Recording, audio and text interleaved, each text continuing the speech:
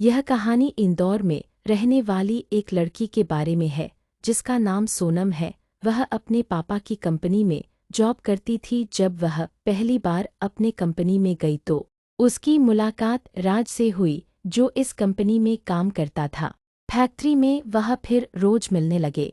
वह एक दूसरे से बहुत ज़्यादा प्यार करने लगे। करते करते कई साल बीत गए। एक बार उसके पिता को इस बात का पता चला कि उसकी लड़की मेरे किसी फैक्ट्री में काम करने वाले लड़के से प्यार करती है तो सोनम को बहुत मारा पीटा गया, लेकिन वह उस लड़के को नहीं भूल पाए। उसके माँ बाप ने पूछा तुम शादी के लिए तैयार हो, लेकिन वह बोली कि हाँ मैं तैयार।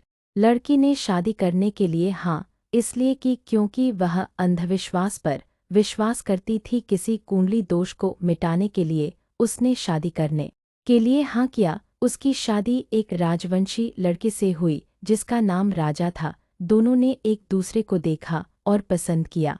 शादी के बाद सोनम अपने मायके चली जाती है। इसी बीच हत्या की प्लानिंग करती है। फिर राजा को हनीमून के लिए बताती है। शादी के बाद राजा से वह कहती रही कि हम लोग माँ कामाख्या के दर्शन के बाद ही कुछ करेंगे। राजा उसकी बातों में आ जाता है। 20 मई को दोनों इंदौर से गुवाहाटी के लिए निकलते हैं। राजा और सोनम अलग अलग एयरपोर्ट पर पहुंचते हैं। वहीं 3 आरोपी ट्रेन से रवाना हो जाते हैं। गुवाहाटी पहुंचने के बाद मां कामाख्या के दर्शन करते हैं। इसके बाद सोनम राजा को शिलांग लेकर जाती है। सोनम और राजा रघुवंशी 22 मई को शिलांग पहुंच गए। शिलांग पहुंचने के बाद होटल में पहुंचे। इसके साथ ही किलर भी वहां पहुंच गए थे। किलर सोनम के ठहरने की जगह से कुछ दूरी पर ठहरे थे। सोनम के फोन में नेटवर्क आ रहा था, वहीं राजा के फोन में नेटवर्क नहीं था। सोनम के फोन से ही बात हो रही थी। 23 मई को सोनम और राजा होटल से घूमने के लिए निकलते हैं। सोनम की सास उमा रघुवंशी उसी दिन आखिरी बात होती है। सोनम कहती है कि हम लोग सीढ़ी चढ़ रहे हैं, आज मेरा 11 का व्रत है, मैंने कुछ खाया नहीं है। कॉफ़ी पिया तो उसमें दूध से ज़्यादा पानी था, इसके बाद मैंने फेंक दिया। इस बातचीत के बाद परिवार से सोनम और राजा का संपर्क टूट जाता है। 24 मई को कुछ पता नहीं चला। इसके बाद परिवार का राजा और सोनम से कोई संपर्क नहीं हो पा रहा था। परिवार के लोग बेचैन हो गए, लगातार संपर्क करने की कोशिश करते रहे लेकिन उनका फोन बंद मिला। इसके बाद परिजनों ने पुलिस में शिकायत दी। 25 मई को मीडिया में खबर आई को इंदौर से हनीमून के लिए गए ट्रांसपोर्ट कारोबारी शिलांग में लापता हो गए। परिवार की मांग पर एमपी की सरकार ने मेघालय सरकार से बात की। इसके बाद वहां की पुलिस ने सर्च ऑपरेशन की शुरुआत की। 27 मई को राजा रघुवंशी की स्कूटी की मिलती है जिसे उन्होंने किराए पर लिया था। स्कूटी एक कैफे के पास पड़ी थी, लेकिन राजा और सोनम का कुछ पता नहीं चला था। 2 दिन तेज बारिश में शिलांग में तलाशी अभियान जारी था। राजा और सोनम के भाई वहां पहुंच गए थे। स्थानीय पुलिस के साथ साथ एनडीआरएफ की टीम भी वहां तलाशी में जुटी थी। इस दौरान कुछ अन्य सामान वहां मिले जिसमें राजा के फोन का कुछ हिस्सा था। 2 जून को राजा का शव मिला।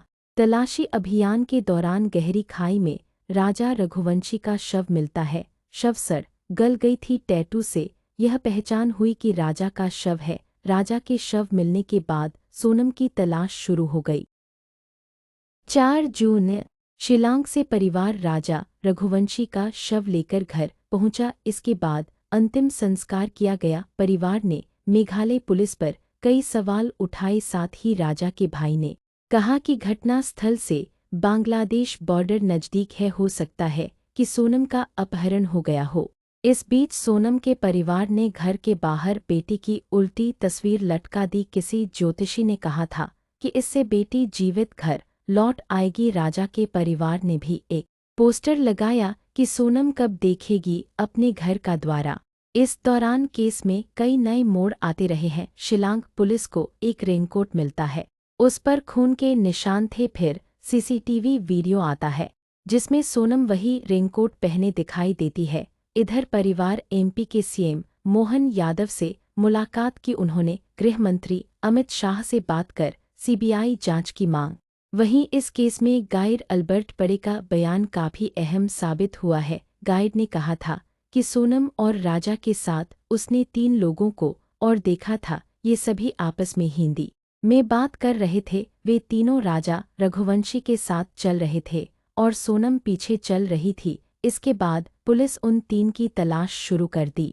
9 जून की सुबह सुबह यह खबर आई कि सोनम यूपी के गाजीपुर में मिल गई है।